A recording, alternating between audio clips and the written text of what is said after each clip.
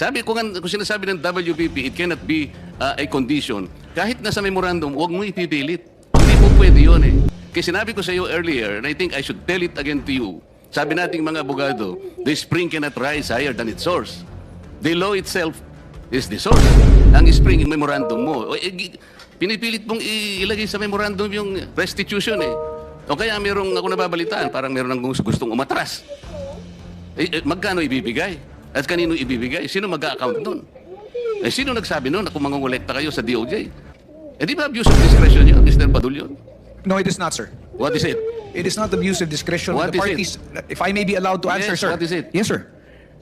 If the parties both agree to the terms and conditions contained in the memorandum of But you agreement, cannot there is no impose an abuse. agreement. If you cannot impose an agreement which is not required by the law, especially if you will put restitution there. How can you do that? Mr. Chairman, sir, yung restitution po, yung memorandum of agreement is a product of an agreement between both the Secretary of Justice, representing the DOJ and the WPP, and the witness applicant. Wala pong abuse doon kung pareho po sila nagkasundo. Paulit-ulit na po namin sinasabi na ito tayo, naghahanap tayo, naghahabol tayo doon sa mga taong nangurakot, tapos itong mga tao na umamin at handang magsoli, ayaw nating tanggapin yung kanilang sinusoli. Ano ho ang nakikitang mali doon? Para po sa amin, para ho maibsan kahit papano yung sakit at pagdurusa ng ating mga kababayan na nakikita nila na napakalaking pera ang nawala. Ano ho ba yung maibalik natin yung kaunti?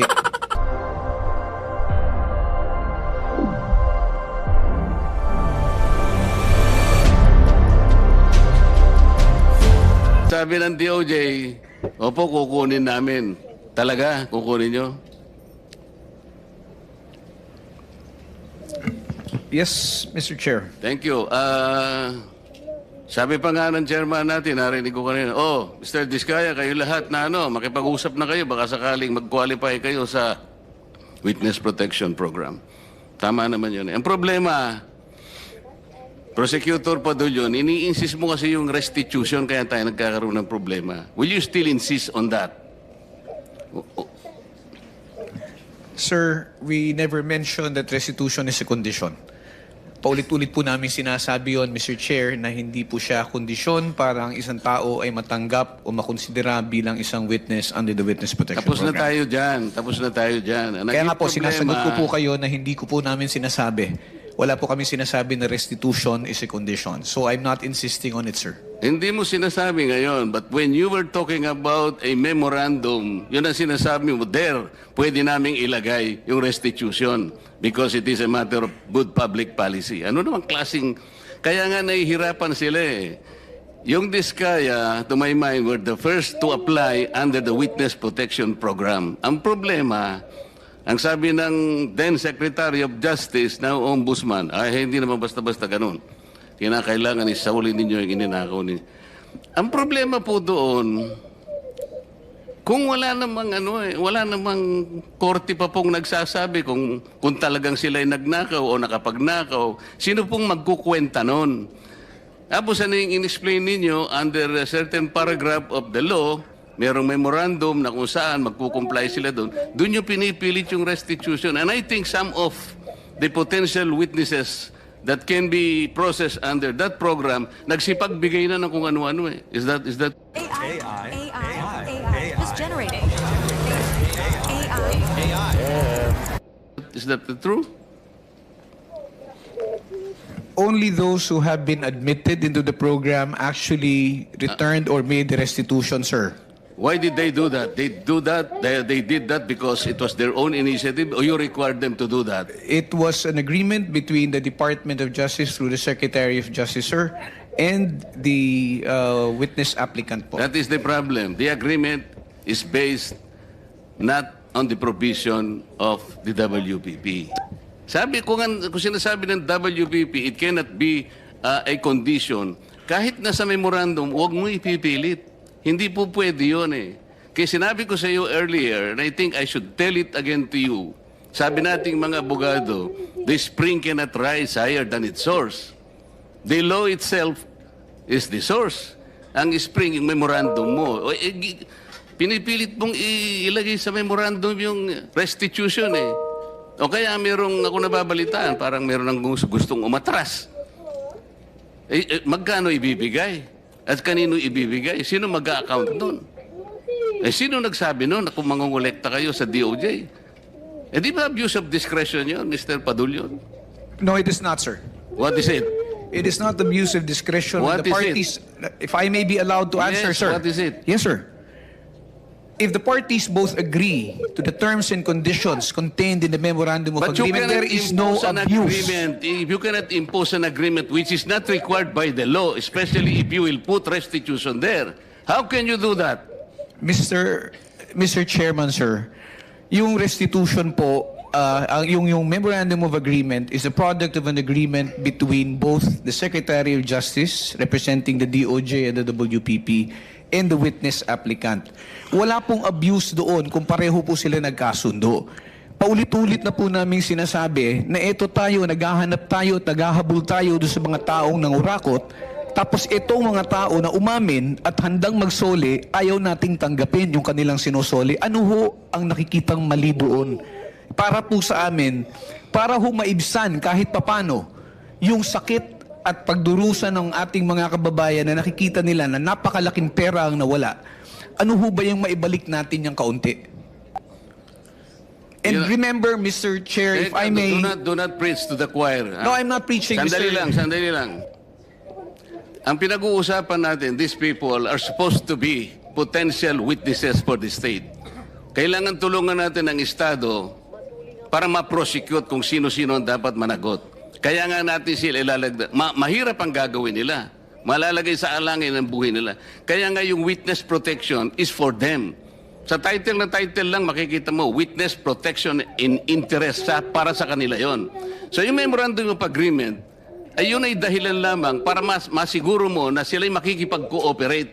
Kasi kahit na sila'y na-approve under the witness protection program, but they will not cooperate based on the memorandum, pwede mo siyang i-discharge eh. Alam mo, the court can still do that. At saka yung final approval ng witness, state witness, nasa court yun eh. Huwag mong kukunin yun eh. Kaso, isinasama ninyo yung restitution. That is the problem. And I will object to that. Palaging mali yun eh. E paano yung kay Diskaya? Pinipilit ninyo na mag-restitute. Sabi niya, ewan ko kung pinag-usapan ninyo. What did they tell you, Mr. Diskaya? Your Honor, kung magkano po ang i-restitute po muna namin. Oh, ano sabi nila? Magkano daw? Ako po, hindi ko po masabi kung magkano po. Kasi para sa akin po, parang kami po ang nanakawan. Parang ibig sabihin, parang modern day na pagnanakaw. Ibig sabihin, yung nakaw ba? Siya pa ang magbibigay ng pera dun sa ninakawan niya? Parang ganun po. Sabi niya kanina, it's the agreement between the applicant and the DOJ. Did you agree that you restitute any money to the DOJ? Wala po pang maibibigay po. At saka...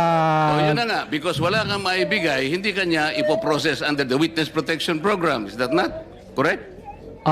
Hindi ko po alam, Your Honor, kung... Mr. Chair, paano to? Ito si Mr. Diskaya, he was the first, tsaka yung asawa niya who applied under the WPP. The problem is, ang sabi ng dating DOJ Secretary, hindi, kinakailangan isoli muna yung mga pinagnanakaw. Hindi po pwedeng ganun-ganun lang. Paano ngayon siya mapuprocess if that was dangled? Paano siya mapuprocess to begin with? May I be allowed to respond now, Mr. Chair? PG, Padilla. Thank you, sir. Sir, Mr. Chair, una, sabihin ko lamang po na kasinungalingan po yung sinasabi ni Mr. Diskaya na agad-agad silang sinabihan na magsoli ka. Ang pinag-uusapan po dito, bago man lang makapagsabi ng ganon, kailangan munang makita kung ano ang gusto at kayang sabihin at patunayan ni Mr. Diskaya at ni Mrs. Diskaya doon sa kanilang salaysay. Pero hindi po sila nakikipag-ugnayan sa department, kaya hindi po sila mabigyan ng kaukulang proteksyon at hindi po ma-process yung kanilang application. So yung sinasabi po ni Mr. Diskaya, from the hearing of November 14 in the Senate Blue Ribbon Committee, there was never a chance or an opportunity that Mr. Diskaya and or counsel even approach the department despite the proddings of the chairman. Mr. Ano ba yung title mo? Mr. Prosecutor, Mr. PG na lang. Mr. PG,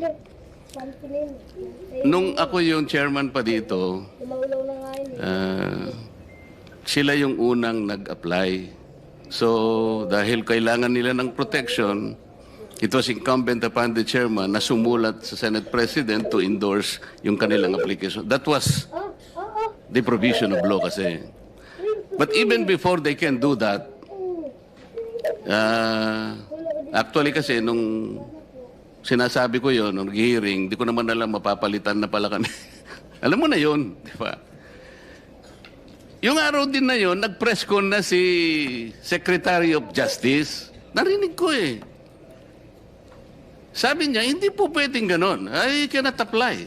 Hindi pwedeng basta-basta ganon na lang. And then the new Senate President based his judgment of not entertaining that application on the articulation of the Department of Justice.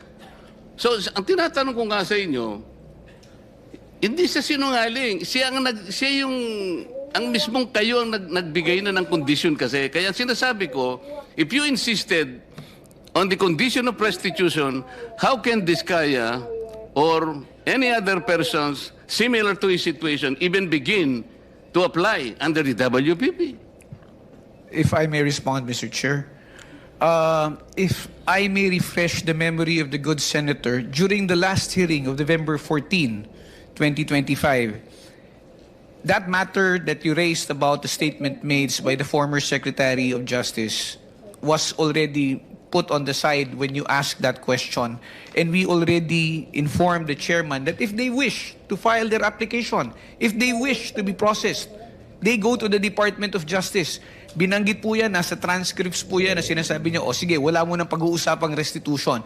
But did they ever come to the department to coordinate with us? No, they did not. And let me just put it on record, sir, na hindi po ito question na kung sinong nauna na nagsalita. Hindi po ito question kung sino yung naunang nagbanggit ng napakaraming pangalan kung hindi rin naman nila kayang suportahan ng ebidensya at wala rin naman silang mabibigay na magpuprove o magpapatunay doon sa kanilang mga sinasabi. Yan po ang kailangan naming suriin. I am sorry, Mr. Chair, he did not refresh my memory. Pinopollute mo yung memory ko eh. Hindi siya nagpunta rito na sabihin niya na, okay, pumunta ka sa DOJ, huwag na muna nating pag-usapan ng restitution. Walang ganon. Nagpunta nga siya rito dito si DOJ Secretary din eh. O sabi ko, Boying, okay na ba yun? Pagpupunta, o di wala nang ano ha? Wala nang restitution ha? Basta papuntahin mo silang mag-asawa doon. Hindi ba nagpunta ka, Mr. Diskaya? Yung kinabukasan nung magkita kayo rito? Mr. Diskaya, you may respond, but unfortunately, your time is up. Your Honor, nung ano po, Your Honor, hindi po kami... yes po, Your Honor. Yeah, Sige.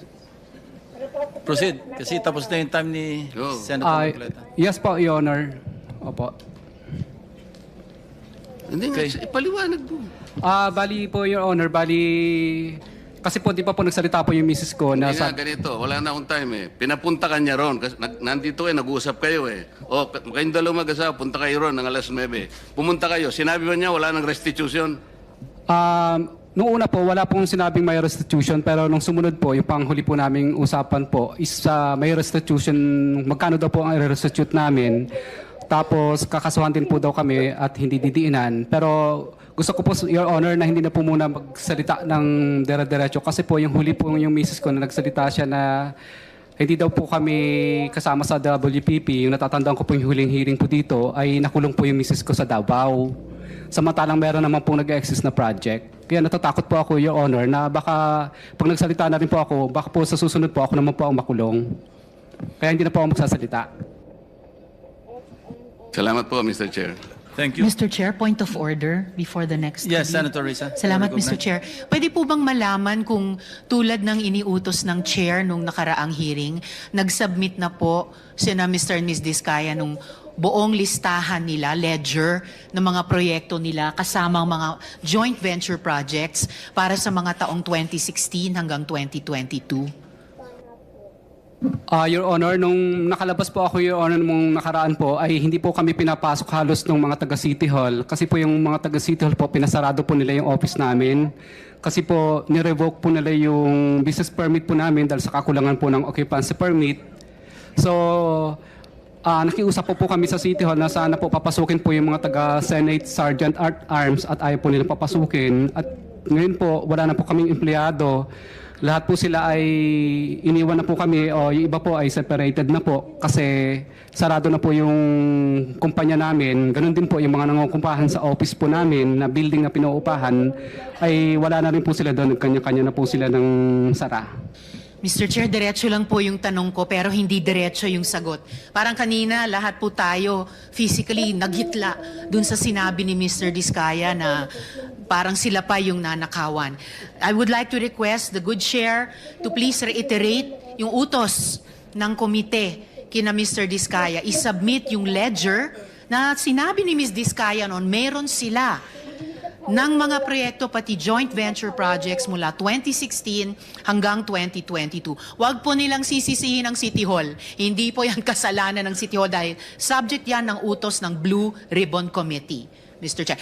Sabi rin po ng ating secretariat sa komite, nag-follow up po sila kina Mr. Diskaya last week. Pero hanggang ngayon po, 3:44 na po ng hapon. Almost 3 hours mula nung nagsimula tayo, hindi pa rin sila sumusunod sa utos ng Blue Ribbon, Mr. Chair.